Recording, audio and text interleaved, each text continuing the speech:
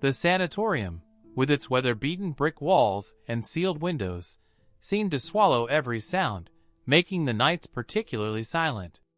Chloe, the caretaker, was used to this calm, but tonight felt different. There was a palpable sense of anxiety in the air, as if the building itself was holding its breath. The dimly lit hallways echoed her footsteps as she made her nightly rounds, with only a flashlight to light the way. As she passed a series of closed doors, each hiding stories of past lives, Chloe heard a faint noise coming from one of the rooms at the end of the hallway. It was Mr. Enzo's room, an old man whose presence was almost as old as the sanatorium itself. He rarely spoke, spending most of his days staring out the window overlooking the abandoned garden. Approaching, Chloe gently knocked on the door. "Mr. Enzo, are you all right? May I come in?" she asked, her voice tinged with worry. Entering, she saw Mr. Enzo sitting on the edge of his bed, his frail silhouette illuminated by the dim light of the bedside lamp. He looked up, his eyes reflecting an unusual gleam. "Chloe, I need to tell someone something, and it seems only you can understand," he said with a trembling voice, filling the room with an urgency Chloe had never seen in him. She sat down on the chair beside the bed, placing the flashlight on her lap. "I'm here, Mr. Enzo. You can tell me what's going on," she said. He took a deep breath, his trembling hands clasped together. "It's about my past, Chloe, something terrible I did, and I think it's time the truth came out." Enzo's words hung heavily in the air, and Chloe felt the weight of his confession settle between them. The sanatorium, with its hidden secrets and untold stories, suddenly felt much more alive at night, as if the walls were attentive, ready to hear what was about to be revealed. The air grew thicker, charged with palpable tension, as Mr. Enzo began to speak. The faint light of the bedside lamp cast shadows on the walls, seeming to sway to the rhythm of his words. Chloe, sitting rigidly on the chair beside the bed, held the lantern, its light flickering subtly, reflecting her anxiety.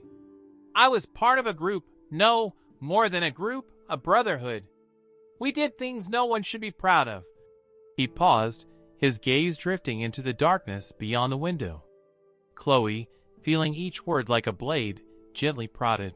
"What exactly did you do, Mr. Enzo? It's important that you tell me."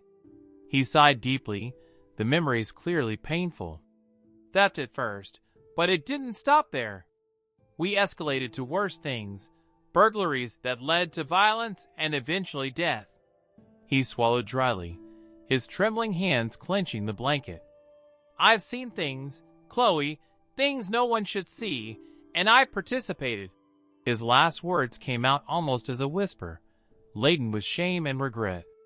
Though shocked by his confession, Chloe maintained a firm and encouraging voice. "And what happened to the other people involved, Mr. Enzo? It's important that you tell me." He sighed deeply, the memories clearly painful. "Theft at first, but it didn't stop there. We escalated to worse things, burglaries that led to violence and eventually death." He swallowed dryly, his trembling hands clenching the blanket. "I've seen things, Chloe, things no one should see, and I participated." His last words came out almost as a whisper, laden with shame and regret. Chloe, although shocked by the confession, kept her voice firm and encouraging. "And what happened to the other people involved, Mr. Enzo?" "Some were arrested, others disappeared. I fled, changed my name, my life. I thought I could forget, start over, but you never forget, do you? The shadows always follow you." Mr. Enzo's story revealed not only a dark part of his life, but also how the shadows of a troubled past can linger, affecting not just the individual, but everyone around them. Chloe knew that what she was hearing was serious. Despite her fear, she recognized the urgent need to act. "These revelations can help solve unresolved cases, bring justice," she said, the determination clear in her voice despite her inner tremor. The old man nodded, resignation etched on his face. I know, Chloe. I know. That's why I'm telling you. It's time to face the past. After Mr. Enzo's confession, Chloe felt plunged into a reality she could never have imagined when she took the job at the sanatorium. She stood there near the old man's bed, her heart pounding. The weight of the revelation was palpable, making the air heavier, more difficult to breathe. What do I do now? She knew she couldn't ignore Mr. Enzo's words. There was something more important at stake, the possibility that long-forgotten crimes might finally be solved. She stood up, determined. Mr. Enzo, I have to do this. I'm calling the police now, she said, her voice firmer than she expected. It's the right thing to do. The old man looked at her, his eyes sad and resigned. Yes, I know. Do what must be done, Chloe. Chloe walked to the nearest phone in the hallway, her mind racing with thoughts of what she was about to unleash. She dialed the police number, and each ring seemed to echo through the sanatorium like a warning. "Police, how can I help you?" said the voice on the other end, bringing Chloe back to reality. "My name is Chloe. I'm a caretaker at St. Luke's Sanatorium. One of the patients here has just confessed to being involved in old crimes, some even murders. We need someone here immediately," she reported, trying to keep her voice calm. "What exactly is it about?" asked the now more attentive voice. He mentioned his participation in a series of thefts that escalated to violence and murder, Chloe explained, feeling the weight of each word. "We're sending a unit now. Stay with him and try to keep him calm until we arrive." She returned to Mr. Enzo's room and found him as she had left him, sitting calmly, as if a great weight had been lifted from his shoulders. "They're coming, Mr. Enzo. The police will want to talk to you," she said, trying to comfort him. "Thank you, Chloe, for listening, for doing the right thing. Maybe now, somehow, I can find some peace," he replied, his voice a whisper of relief and sadness. Chloe sat back down, waiting with Mr. Enzo, and both shared the heavy silence that now filled the room. The wait for the police seemed endless, each minute tense with the anticipation and uncertainty of what would come next. When the police arrived at the sanatorium, the atmosphere was saturated with palpable tension. 2 detectives, accompanied by uniformed officers, were led by Chloe to the room where Mr. Enzo waited, still sitting on the edge of his bed in an attitude that revealed a mix of resignation and relief. "Good evening, sir. I'm Detective Oscar, and this is my colleague, Detective Martins. Can we talk to you about your statements?" Detective Oscar began, keeping his tone gentle, trying not to intimidate the old man further. "Yes, of course. I've already told Chloe everything, but I'll repeat whatever is necessary," Mr. Enzo replied, his voice firm but visibly worn by age and emotions. Detective Martins took a chair and sat beside him, opening his notebook. "When you talk about old crimes, what years are you referring to, Mr. Enzo? Can you give us precise details about the events or the people involved?" As Mr. Enzo spoke, describing the years and nature of the crimes, the detectives took notes.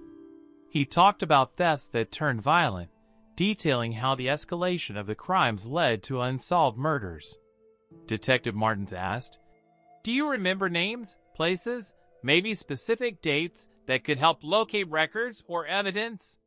He looked the old man straight in the eyes, trying to discern every detail that could be the key to unraveling old cases. "Most of the things happened here in town or on its outskirts. It was a small group. We knew what we were doing," Mr. Enzo continued, each memory evidently painful but necessary. As the interview progressed, the detectives radioed the team outside the room, asking them to check the names and events in the police archives. The searches began immediately, hoping that Mr. Enzo's confessions could finally bring justice to forgotten victims. "We are very grateful for your cooperation, Mr. Enzo. This could really help solve very old cases and allow families to find closure," Detective Oscar concluded, nodding respectfully to the old man. Chloe, who had been watching the scene from the back of the room, felt a mixture of admiration and compassion for Mr. Enzo. The confession was not a mere outburst. It was an act of courage, an attempt to right the wrongs of the past, even if it had cost him the peace of his later years. As the investigation into Mr. Enzo's confessions progressed, the impact of these revelations began to manifest profoundly and variably within the sanatorium community and beyond. The staff, many of whom had worked there for years, started to see the place in a new light. The patients, though generally detached from concerns of the outside world, felt a change in the atmosphere, a certain unease that seeped through the silent corridors. During a staff meeting a week after the confessions, the Sanatorium's director, Dr. Sabine, addressed the issue with seriousness and concern. We must ensure this does not affect the quality of care we offer. We must be the support our patients and staff expect from us, she declared, asking everyone present to be understanding and supportive. Chloe, considered by many as an inadvertent heroine, found herself at the center of attention, a position she had never wanted. During a conversation with Dr. Sabine after the meeting, she expressed her concerns. I just did what I thought was right, but now I feel like everyone is looking at me, expecting something more. Chloe, what you did is incredibly brave. You helped solve old crimes, and that says a lot about your character. But remember, you're not alone in this. We are all here to support each other, Dr. Sabine replied, trying to ease the emotional burden Chloe carried. Meanwhile, in the local community, the news of the confessions rekindled discussions about long-forgotten cases. The families of victims who never had answers to their questions began to speak out, providing new leads and demanding more action from the police. A vigil was organized by a group of victims' relatives, marking the spot where one of the most infamous crimes was committed. I hope this brings some peace to the lost souls, and that justice is finally served, declared a woman whose brother was among the disappeared. During the vigil, each new detail revealed brought a mix of pain and hope, and for Chloe and everyone involved, the process was as much about healing as it was about discovery, showing how the actions of one person can create waves of change that reach far beyond what was expected.